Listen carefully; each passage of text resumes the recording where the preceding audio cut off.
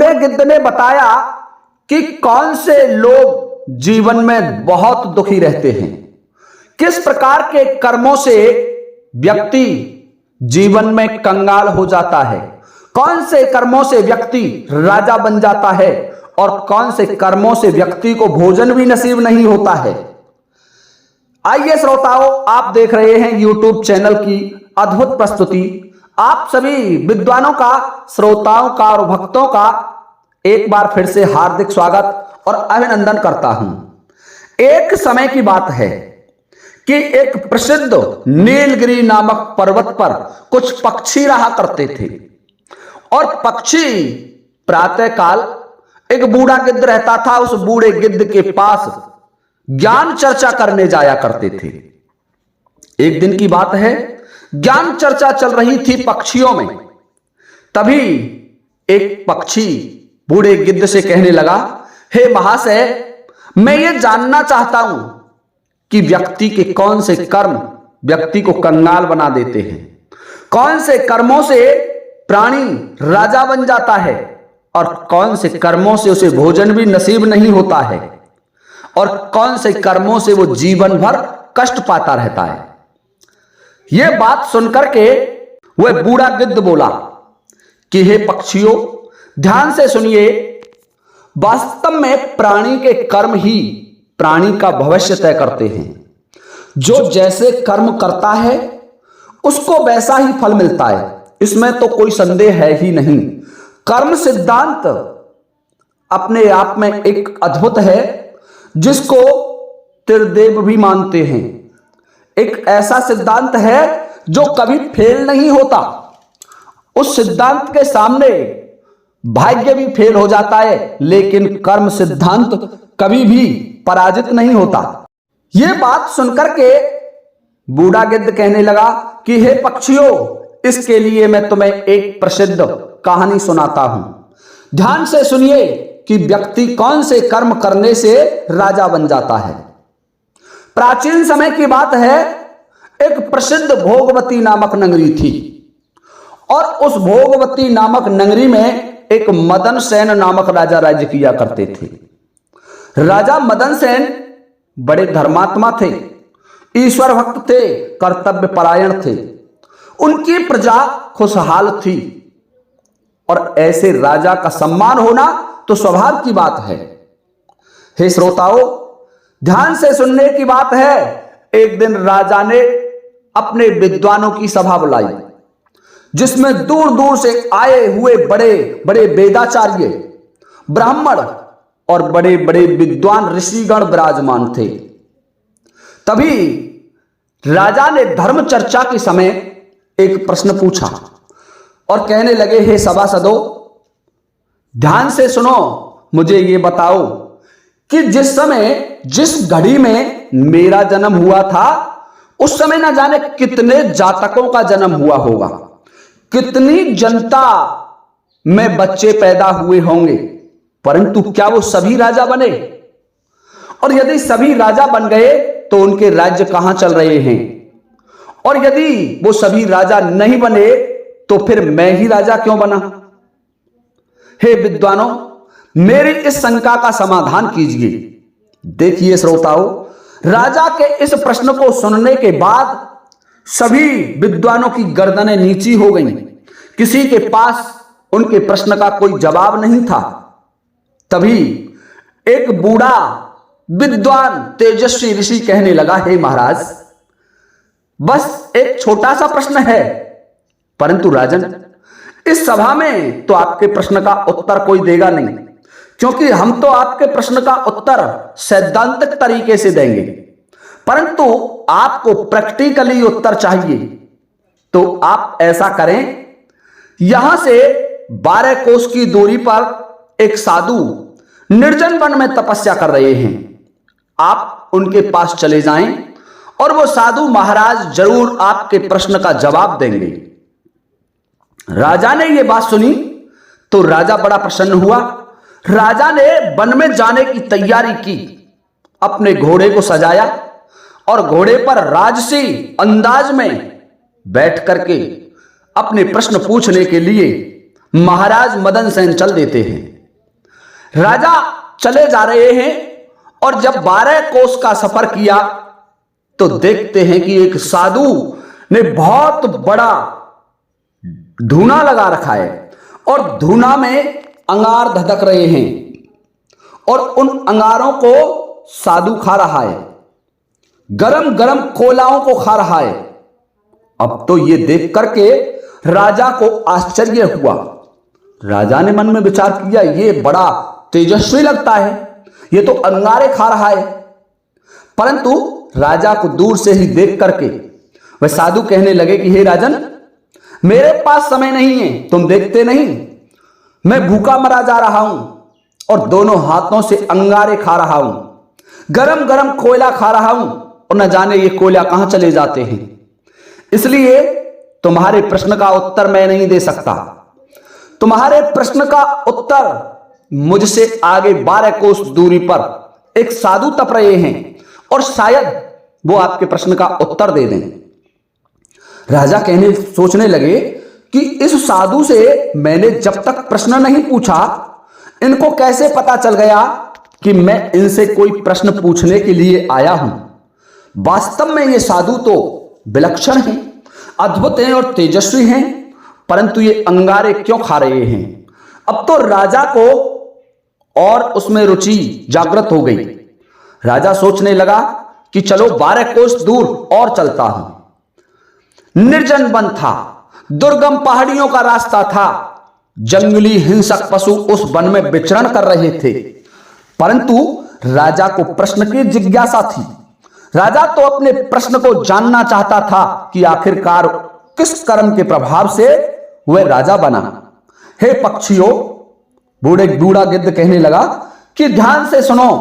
राजा निर्जन वन और दुर्गम पहाड़ियों को पार करता हुआ धीरे धीरे 4 घंटे 5 घंटे का समय लगाने के बाद उसी तपस्वी के आश्रम में पहुंच जाता है और राजा देख रहा है कि वहां एक तपस्वी बैठा हुआ है, जटाजूट धारण कर रखे हैं और वह अपने ही शरीर के मांस को नोच नोच करके खा रहा है।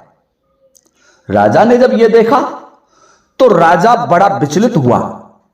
राजा मन में विचार करने लगा कि देखिए, ये अपने ही शरीर के मांस को नोच नोच करके खा रहा है, संपूर्ण शरीर लहूलुहान हो रहा है, क्या कारण है ऐसा। राजा ने दूर से जाकर के दंडवत प्रणाम किया तो और तपस्वी से कहने लगे, हे तपस्वी, हे बाबा, मेरे एक प्रश्न का समाधान करें। मैं ये जानना चाहता हूं कि मैं राजा क्यों बना, मैंने ऐसा कौन सा कर्म किया कि जिसके प्रभाव से मैं राजगद्दी पर बैठा हुआ हूं। यह बात सुनकर के साधु बोला कि देखिए बेटे, तुम देखते नहीं भूखा मरा जा रहा हूं, अपने शरीर का मांस दोनों हाथों से नोच नोच के खा रहा हूं, कुछ खाने के लिए नहीं मिल रहा है, मेरे पास बिल्कुल समय नहीं है। और तुम यदि इस प्रश्न का उत्तर जानना चाहते हैं तो मुझसे 12 कोस की दूरी पर एक परम तेजस्वी साधु तपस्या कर रहे हैं, आप उनके पास चले जाएं, वो जरूर तुम्हारे प्रश्न का उत्तर देंगे। यह बात सुनकर के राजा को और दिलचस्पी बढ़ी।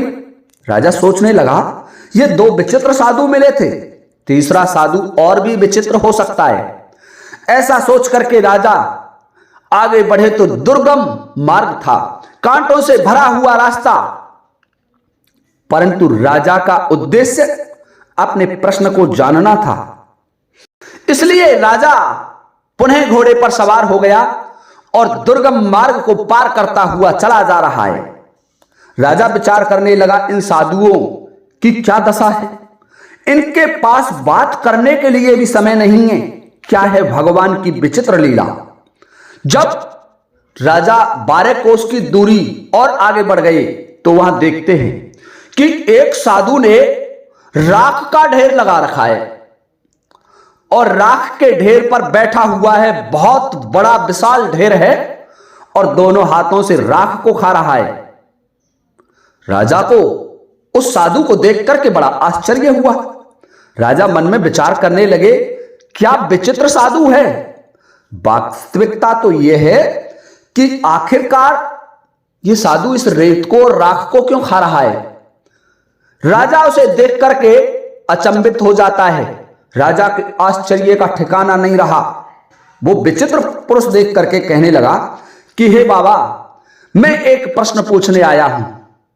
यह बात सुनते ही साधु बोला, राजन, मैं जानता हूं कि तुम क्या पूछना चाहते हो, परंतु तुम देख नहीं रहे हो, मैं बोल नहीं सकता। मैं दोनों हाथों से राख खा रहा हूं और फिर भी मेरा पेट नहीं भर रहा है। इसलिए हे राजन, यहां से 12 कोस दूरी पर एक निर्जन वन है, जहां के पेड़ पौधे भी सूखे हुए हैं। उस वन में कोई भी हरियाली देखने को नहीं मिलेगी। उस वन में एक स्त्री पागलों की भांति हाथ में रस्सी और बाल्टी लिए हुए फिर रही है। आप वहां चले जाएं और वो आपको आपके प्रश्नों का जवाब जरूर देगी। जब राजा ने यह बात सुनी तो राजा की और दिलचस्पी बढ़ी। राजा सोचने लगा, क्या विचित्र रहस्यमय साधु संतों के दर्शन हुए, क्या कारण है इनका? चलो उस स्त्री के पास चलता हूं।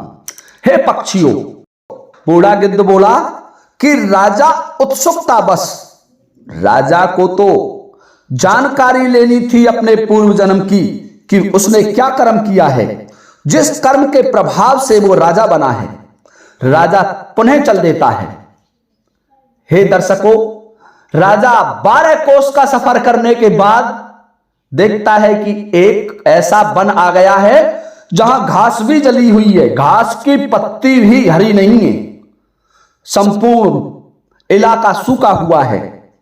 राजा सोचने लगा कि यही वन है और इसी वन में मुझे वो स्त्री मिलेगी जो मेरे प्रश्न का जवाब देगी। राजा और आगे बढ़ा तो देखता है एक स्त्री जिसके हाथ में बाल्टी और रस्सी लगी हुई है और एक पानी से भरे हुए कुआं की तरफ चली जा रही है। राजा भी उस कुआं के घाट पर खड़ा था। राजा देख रहा है कि ये स्त्री इसी कुआं की तरफ आ रही है और यही इससे प्रश्न पूछ लूंगा, क्योंकि उस साधु ने बताया था कि उसके हाथ में रस्सी बाल्टी होंगी। तो वास्तविकता में ये वही स्त्री है। राजा देखता है कि वो स्त्री आई और राजा उससे पूछने लगा कि हे देवी, मुझे ये बताइए कि मैं राजा कैसे बना? स्त्री बोली, राजन रुक जाओ, प्यास लगी हुई है बहुत तेज और भूख लग रही है, पहले इस कुआं से खींच करके पानी पी लूं। राजा विचार करने लगा, जब ये स्त्री पानी पिएगी तो मैं भी इसके साथ जलपान कर लूंगा, मुझे भी प्यास लग रही है। अब देखिए किस्मत की बात, उस स्त्री ने जैसे ही बाल्टी को पानी निकालने के लिए कुएं के अंदर डाला तो उस कुआं का पानी सूख गया। कुआं में एक बूंद भी पानी नहीं रहा। राजा के आश्चर्य का ठिकाना नहीं रहा। उसने रीति बाल्टी, खाली बाल्टी ऊपर निकाली और राजा से बोली, हे राजन, तुम्हारे प्रश्न का जवाब देने के लिए मेरे पास समय नहीं है। तुम देखते नहीं, मैंने पानी से भरे हुए कुआं में बाल्टी डाली थी, लेकिन कुआं खाली हो गया और बाल्टी में एक बूंद भी पानी नहीं आया। मैं इसी तरीके से भूखी और प्यासी मर रही हूं। हे राजन, मैं तुम्हें क्या जवाब दूंगी इस प्रश्न का? मेरे पास बिल्कुल समय नहीं है। मैं मरी जा रही हूं, प्यास से गला सूखा जा रहा है और भूख से छटपटा रही हूं। राजा और संदेह में हो गए। राजा बोले, हे देवी, फिर मेरे प्रश्न का जवाब मुझे कहां मिलेगा? मुझे तो उन साधु महाराज ने आपको ही बताया था। तो वह स्त्री कहने लगी, हे महाराज, यदि आपको प्रश्न का जवाब चाहिए तो आप यहां से चंपापुरी नगरी को चले जाएं और वहां एक ब्राह्मण के घर एक बालक जन्म लेगा।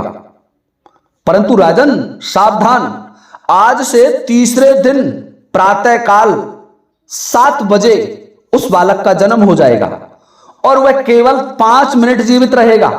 ध्यान रखें, 5 मिनट के बाद यदि तुम लेट हो गए तो वो बालक वहां से मर जाएगा। इसलिए शीघ्रता करो और तुम चंपापुरी नामक नगरी में चले जाओ। आज से तीसरे दिन जब बालक का जन्म हो तो वह बालक तुम्हें तुम्हारे प्रश्न का उत्तर जरूर देगा। राजा और व्याकुल हो गए अपनी बात को जानने के लिए, अपने प्रश्नों को जानने के लिए। राजा सोच रहा है कि क्या विचित्र रहस्यमय प्राणी देखे हैं मैंने। कोई राख खा रहा है, कोई अंगारे खा रहा है, कोई मांस को खा रहा है, और ये बेचारी स्त्री, इसने क्या कर्म किया है कि जिस कुएं में रस्सी बाल्टियों को डालती है उसी का जल सूख जाता है। राजा ऐसा विचार करके वहां से भूखा प्यासा थका हुआ घोड़े पर सवार हुआ और चंपापुरी नगरी के लिए चल देता है। राजा तो बड़ी शीघ्रता से चला क्योंकि 3 दिन का समय बचा था। राजा 2 दिन का सफर तय करने के बाद शाम को ही उस ब्राह्मण के घर नाम पूछता हुआ चला गया। गांव वालों ने उस ब्राह्मण का घर बता दिया और राजा उस ब्राह्मण के घर जब पहुंचे तो ब्राह्मण राजा को देख करके अतिथि सत्कार किया और पूछने लगे, हे परदेसी, हे राहगीर, तुम कौन हो और मुझे अतिथि सेवा का मौका प्राप्त हुआ। यह बात सुनकर के राजा कहने लगे कि हे ब्राह्मण देव, वास्तविकता में मैं इस नगर का राजा हूं। मैं भोगवती नगरी का राजा मदन सेन हूं।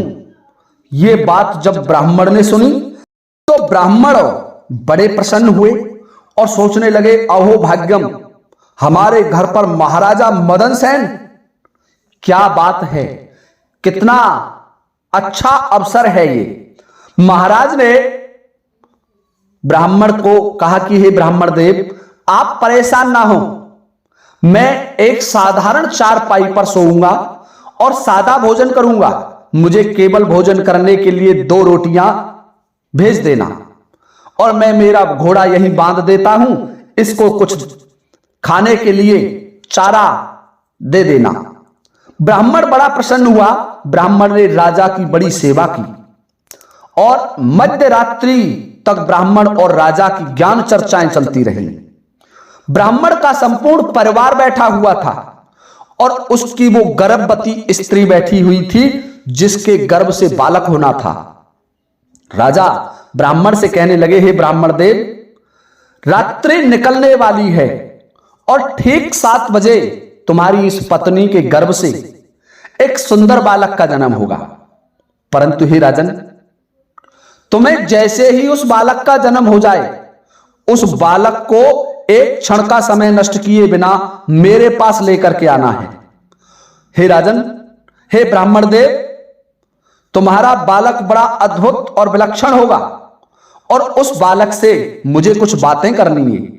ब्राह्मण कहने लगे, ये राजा क्या पागल हो गया है? जिस बालक का जन्म होगा और वो बालक बात कैसे करेगा? ब्राह्मण बोले, महाराज, जन्मजात शिशु जो बिल्कुल नवजात होगा, वो बालक आपसे कैसे बात करेगा?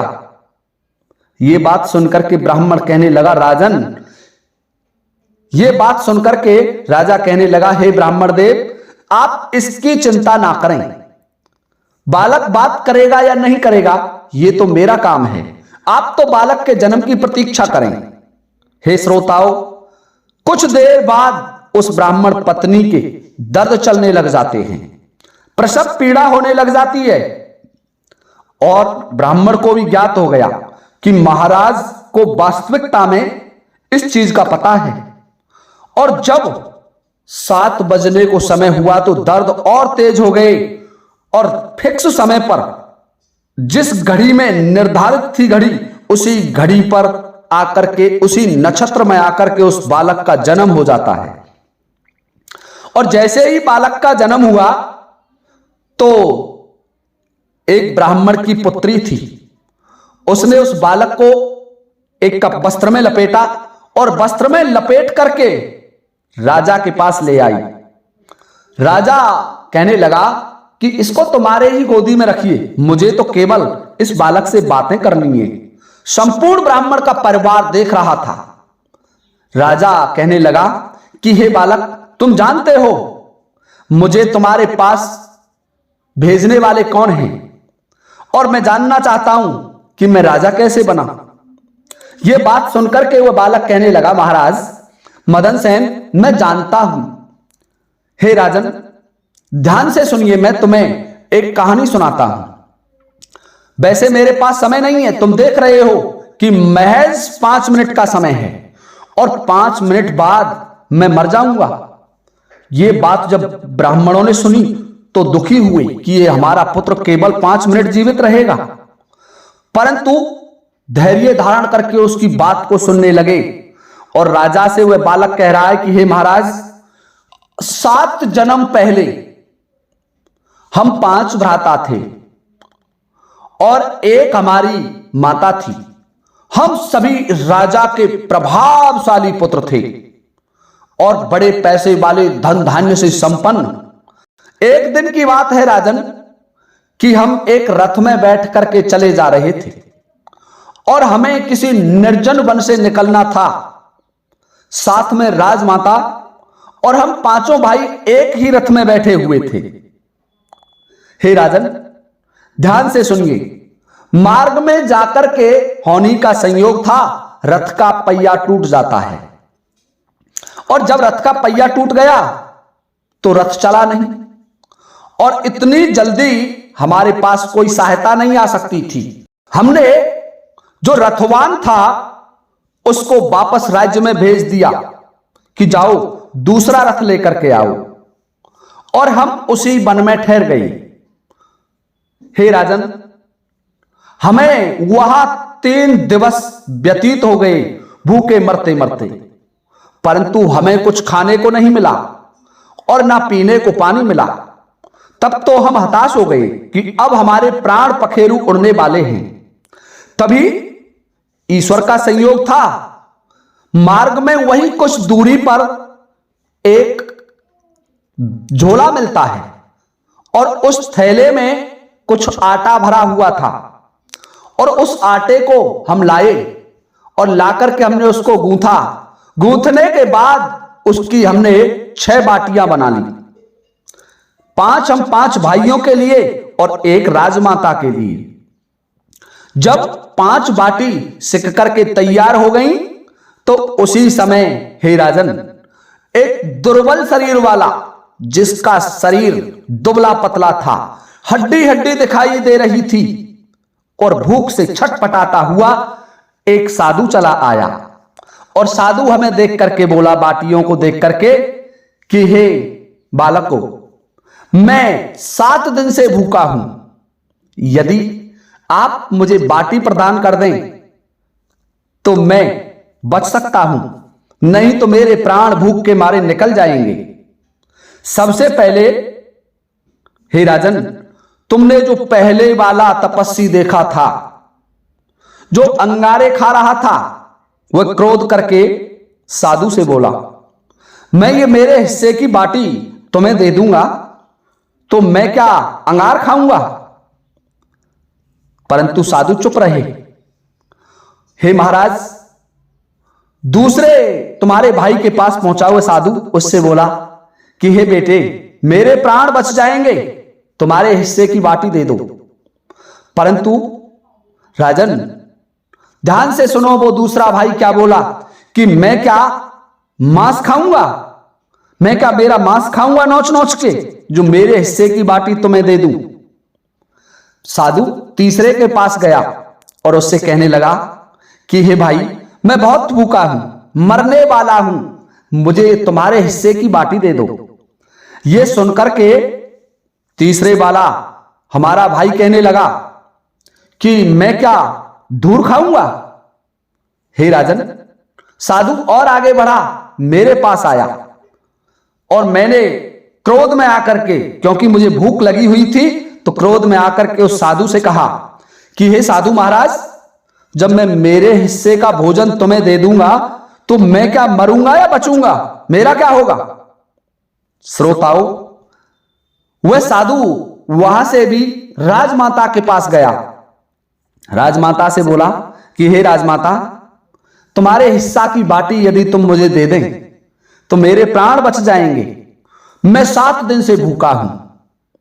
परंतु राजमाता क्रोध करके कहने लगी, साधु महाराज, यदि मैं मेरे हिस्से की बाटी तुम्हें दे दूंगी तो मैं भूखी मरूंगी या प्यासी मरूंगी, बताओ।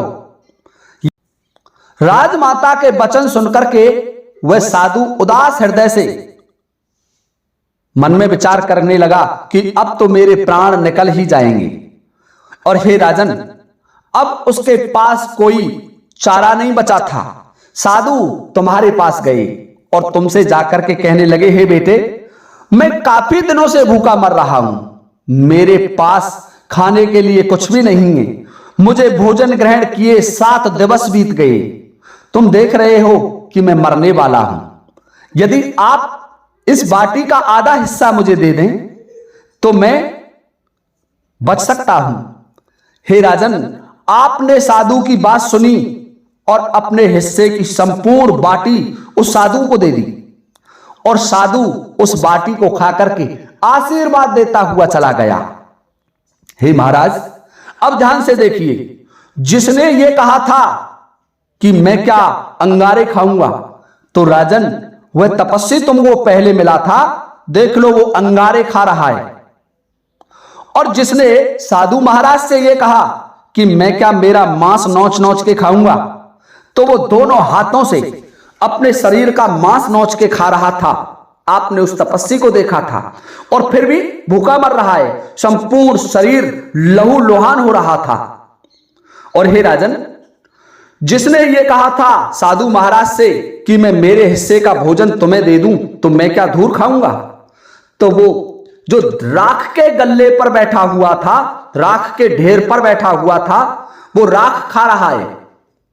हे महाराज, और जो स्त्री तुम्हें जंगल में मिली थी निर्जन वन में, वो राजमाता थी, कोई और नहीं।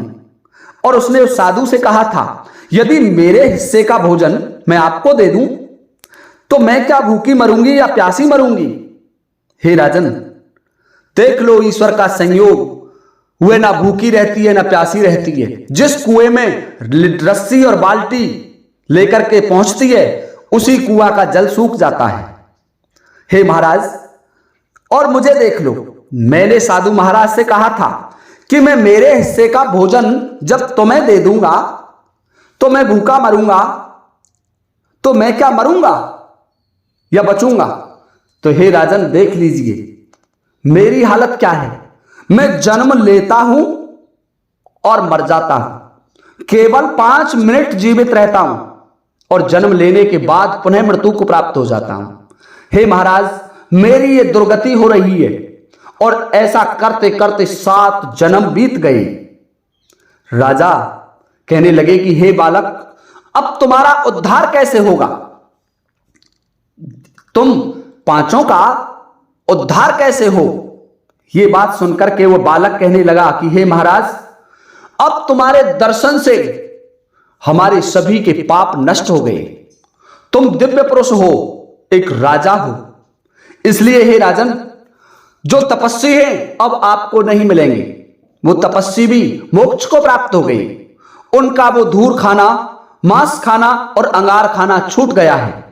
और वो स्त्री भी जब आप लौट करके जाएंगे तो आपको नहीं मिलेगी। और हे राजन, इस जन्म के बाद मुझे भी जन्म नहीं लेना पड़ेगा, मैं तुम्हारे दर्शन से ही कृतार्थ हो गया। तो हे पक्षीराज, तो हे पक्षियों, बूढ़े गिद्ध कहने लगे, राजा के दर्शन से उन सभी के पाप कर्म नष्ट हो गए और वे पुनः सामान्य योनियों में जन्म लेकर के जीवन जीना आरंभ कर देते हैं और महाराज अपने घर लौट आते हैं। राजा को पता चल गया कि किस तरीके से, कौन से कर्म करने से वह राजा बना था। तो हे पक्षियों, जो प्राणी जैसे कर्म करता है उस राजा के तरीके से वही राजा बनता है। यह नहीं कि हर कोई राजा बन जाए, जैसा कर्म वैसा फल, ये तो कर्म सिद्धांत है, इसमें कोई संदेह नहीं है। इसलिए सभी को अच्छे, शुभ और धार्मिक कर्म ही करने चाहिए। अधर्म के मार्ग पर चलकर बुरे कर्म करने वाला और अत्याचारी हमेशा दुष्ट योनियों को ही प्राप्त होता है। वह हमेशा जीवन में कष्ट ही पाता है, उसे कभी शांति नहीं मिलती, कभी सुख नहीं मिलता। उसका जीवन इसी तरीके से व्यतीत हो जाता है जैसे अंगारे, राख और मांस नोचकर खाने वाले उन साधुओं का। तो हे पक्षियों, हमेशा जीवन में धर्म का कार्य करो। तो देखिए श्रोताओं, ये था हमारा आज का वीडियो। उम्मीद करता हूं आपको वीडियो जरूर पसंद आया होगा। यदि वीडियो पसंद आया हो तो कृपया कमेंट करना बिल्कुल नहीं भूलें। हमें आपके कमेंटों का इंतजार रहता है। और चैनल को सब्सक्राइब कर लें तथा वीडियो को अपने मित्रों के पास शेयर जरूर करें ताकि उन्हें भी अच्छे कर्मों के बारे में जानकारी मिल सके। तो अब आप सभी से लेता हूं अनुमति। फिर मुलाकात होगी एक अगले नए वीडियो के साथ। इसी के साथ जय हिंद, जय भारत।